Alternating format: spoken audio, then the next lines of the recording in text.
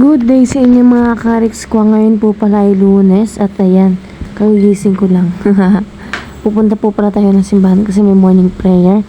And pagkatapos naman po niyan, umuwi na ako sa bahay. At chinat nga ako ni mama, sabi niya bumili daw ako ng flavor sa bayan. Kaya ayan, time check 8:29. Kinuha ko lang din po pala yung pambili kay mama at ayan, pupunta na ako sa Alicon, doon sa may sakayan ng jeep. Umaambon siya onte pero tumigil din naman.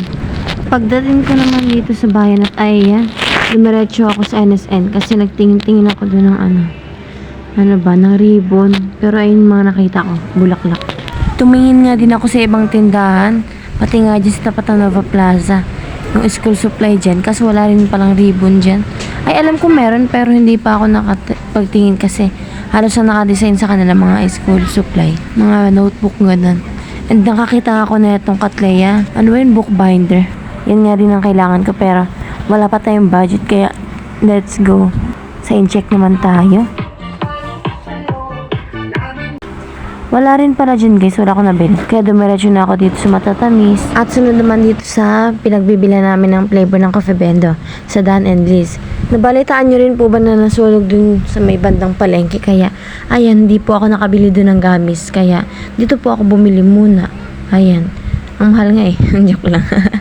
Iba kasi yung price niya sa pinagbibilihan ko dun sa loob ng palengke. And ayan. Tada! Diba naka-plastic bag sila.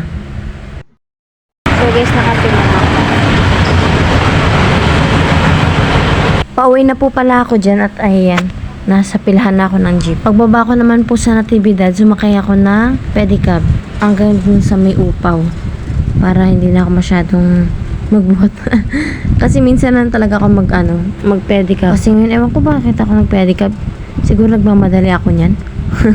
Ayan, dumating pala ako sa tindahan, wala si mama. Si ate Bibi lang yung naabutan ko. Inasikaso po kasi ni mama si Tony sa pagpasok ng school. Hanggang dito na lang mga kariks ko. Thank you for watching. God bless and kita-kits po sa susunod na vlog. Bye-bye.